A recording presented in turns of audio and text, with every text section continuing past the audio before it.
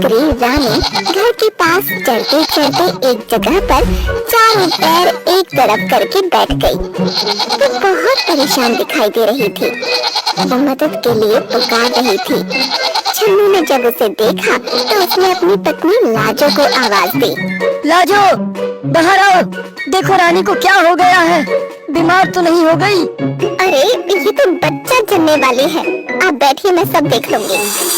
रानी बकरी ने दो प्यारे प्यारे बच्चों को जन्म दिया तो छन्नू के घर में खुशहाली का वातावरण छा गया। दोनों बच्चों का नाम बिल्लू और टिल्लू रखा गया। छन्नू की कुतिया और उसके दो बच्चे जिनका नाम शेरा और बघेरा था, बकरी के दोनों बच्चों को देखने के लिए आ गए। बिल्ली उनसे खेलना चाहते थे, इसलिए आगे बढ़ गए। हमारे घर की आबादी बढ़ रही है। अब तक हम लोग कुल 6 हो गए हैं। ये लोग तो फैमिली प्लानिंग को नहीं मानते। अच्छा है, जनसंख्या बढ़ने दो। आप भी ना। इतना कहकर लाजो घर के अंदर चली गई। कुत्ते की पिल्ली और बकरी के बच्चे आपस में खेलने लगे। छन्नू ये देखकर बहुत खुश हो रहा था। वो भी उनके साथ खेल लेता था। उसे सब परिवार के सदस्य ही लगते थे। वो उनकी सुरक्षा का पूरा ध्यान रखता था। रात के समय बकरी रानी और उसके बच्चे एक कमरे के अंदर रहते। कभी कभी कुतिया और उसके बच्चे भी वहीं रहते थे।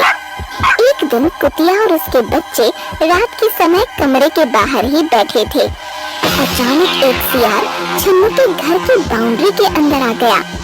कुतिया के कान खड़े हो गए। उसे अपने बच्चों की चिंता हो गई। उसने झट से शेरा और बघेरा को पीछे सुरक्षित स्थान पर भेज दिया और उनके आगे खुद सतर्क होकर बैठ गई। सियार ने रानी बकरी के कमरे में जाने की कोशिश की। वो बार बार दरवाजे को धकेलना चाहता था। जब दरवाजा नहीं खुला तो वो कुतिया और उसके बच्चों की तरफ मुड़ गया। कुतिया ने पूरी तरह से बच्चों को अपने पीछे सुरक्षा में ढक लिया। सियार आगे बढ़ा तो माँ कुतिया उससे लड़ पड़ी। दोनों में लड़ाई होने लगी। सियार बच्चों की तरफ जाने लगता तो कुतिया उस पर टूट पड़ती। अपने बच्चों को बचाने में उसकी जान पर बनाई। छन्नू तब तक डंडा लेकर बाहर आ गया। सियार वहाँ से भाग गया, लेकिन कुतिया पूरी तरह से घायल हो चुकी थी। आज तक कभी यहाँ सियार नहीं आया था। आज पहली बार ये खतरा सामने आ गया। यदि मुझे इसका अंदाजा होता तो मैं इन्हें भी कमरे के अंदर ही रखता। मेरी प्यारी कुतिया देखो पूरी तरह से घायल हो गई है। दोनों बच्चे शेरा और बघेरा आकर अपनी माँ को उठाने की कोशिश करने लगे। कुतिया हिल भी नहीं पा रही थी। माँ उठो, सियार भाग गया।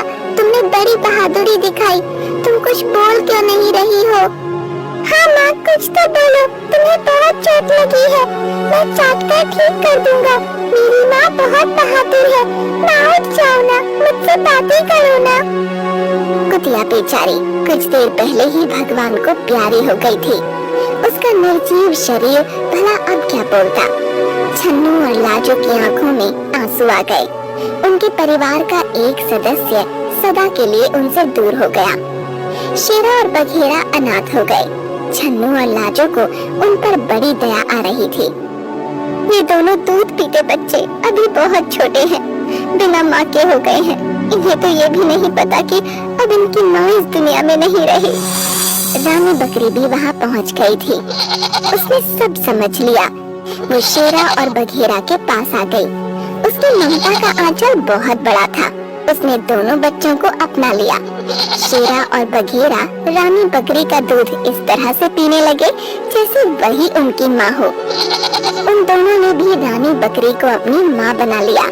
वो बिल्लू और टिल्लू के साथ भी पूरी तरह से घुल मिल गए। कहते हैं ना, न होता जिनका कोई उनका खुदा होता है। पिल्लों की माँ बकरी बन गई।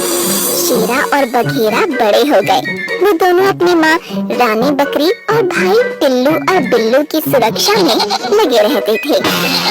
एक शाम सूरज ढलते ही वही सियार फिसला गया। कमरे का दरवाजा खुला था। रानी बकरी और बिल्लू टिल्लू वहीं पर थे। सियार जैसे ही आगे बिल्लू और टिल्लू की ओर बढ़ने जा रहा था कि शेरा और बघेरा ने उस पर हमला बोल दिया। अच्छी कदकाठी के शेरा और बघेरा ने सियार पर जबरदस्त हमला कर दिया। सियार नीचे गिर गया और शेरा बघेरा फिर उस पर टूट पड़े।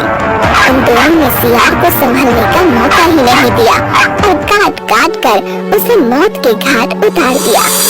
इस तरह से उनके द्वारा रानी बकरी, टिल्लू और बिल्लू की सुरक्षा हो गई और उन्होंने अपनी माँ की मौत का बदला भी ले लिया।